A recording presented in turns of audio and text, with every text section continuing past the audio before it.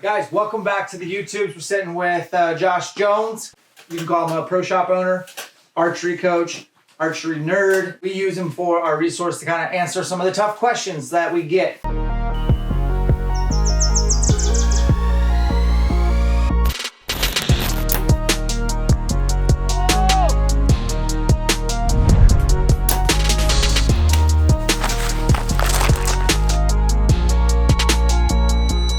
Here's my first one, Josh, is we did some extensive testing with 4-fletch.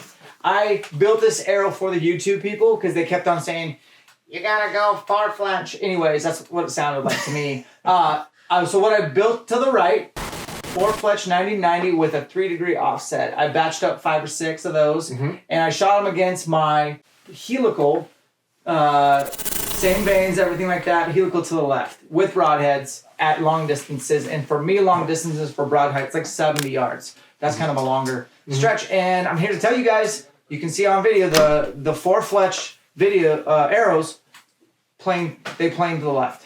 No matter what the wind's doing, they plane to the left, and these are holding their groups. So that's the winner for me. That's what I'm going bear hunting with tomorrow, is an helical to the left. So did you want to say I told you so, or what did you want to say? Well, I did tell you that that's exactly what was going to happen, but I think it's probably better to express why. So when you're talking about 3-fletch or 4-fletch, this has to be relative to what arrow it's going on. Okay, so first of all, there are applications where a 4-fletch setup would be more relevant. There are applications where a longer vane than 2.6 inches would be more relevant, and it's usually with a larger diameter arrow. So at the end of the day, what people overlook is you have to look at it like the arrow that's traveling through the wind. So when you look at that, see how one fletch is not quite overlapping the other one? Put it up there too. So there's a little gap in here between the two for surface area. Then you take a 3-fletch with a more aggressive helical. If you look at it, they're actually overlapping. So this one and this one are actually in line with each other. This is what the wind sees when it's trying to stabilize and turn, if you look at it in that way. Now, could you achieve that with a 4-fletch? Yeah, if you modified a jig pretty well to do it, you could. But what you're running into here is that's the maximum stability you can get. As soon as the next vane tries to overlap past it, no wind will grab it, so it won't do anything. You're not going to get any better. The only way you can get better than this is if this vane was taller, but then you're going to run into clearance issues and drag and a greater wind planing surface. The other negative, 3-fletch versus 4-fletch, is when you have a crosswind and it's coming across it. As this is turning, the surface area reduces and increases and reduces and increases and reduces and increases. So there's less drag here than on a 4. It never really reduces because you're seeing the next vane as you go across. So as this arrow's turning in the wind, as it's going to do, because it's going to twist, it's going to rotate, that's the surface plane that a side wind has. So a 4-fletch vane, let's say it didn't make the back end of the arrow heavier, which I have stated multiple times you never want to do if you can avoid it. If it didn't, this is still gonna move farther to the left in the wind or the right in the wind, depending on which way it's going, because there's more surface area. So even if you didn't decrease your FOC by, half a point-ish by putting that extra vane back there, you would still move farther, but you're moving at an even greater rate, and your group is opening up even a little bit more because you are taking away FOC by adding that weight back there. So unless you're reducing the weight of these vanes using shorter vanes and increasing the helical on a 4 to achieve that, because you're getting this kind of a rotational turn here because of how long the vane is and how much twist you can get on it. This particular fletching jig that fletched these is the most twist I've ever seen on a fletching jig. You can't move a vane farther than this.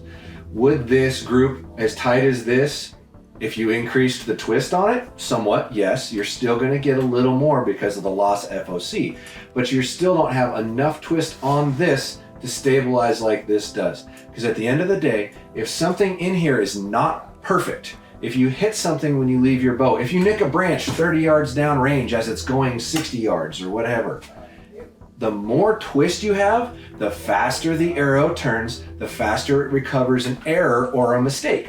So this is not turning as much as this. So if this hits something when it leaves or nicks something, it's going to miss by a greater margin. And that's what you're experiencing when you're comparing the two at distance. This has greater FOC and actually turns faster than that does. So what are you adding the extra vane for? Cool. I got nothing to add to that because that was thorough. So we're having kind of an arrow conversation. We're gonna shift gears for you guys. We're gonna keep this video short. I wanna talk about top hats with Matthews, shims, if you will. Can you kind of give us the breakdown? I guess we're talking wheel orientation and things of that nature. Okay, so if you can see what that is, this is what's inside your limb on most of your Matthews bows. So this would be what one in a Halon 32, a Triax, a Vertix, TR or VXR 31.5 and 28 would have inside the limb. And all you can see is that in there. So that's sleeved inside here. There's an Allen wrench screw here and an Allen wrench screw here that's holding that axle assembly together. So shims, or top hats, because it kind of looks like a top hat, I guess, something like that, is what allows you to move the Matthews wheel left and right. And what that does is increase or decrease the amount of pressure that the cable guard's putting on the wheel. So we're going to try to look at it like this. So if we are able to move this wheel this direction, i.e. skinnier top hat, fatter top hat, kind of like this is set up, because if you can look at it, it's a little skinnier and a little fatter on that side. The more you move the wheel that way, the less this cam's going to sit like this. So the farther you move it that way, it's going to go like that, harder when you draw it back.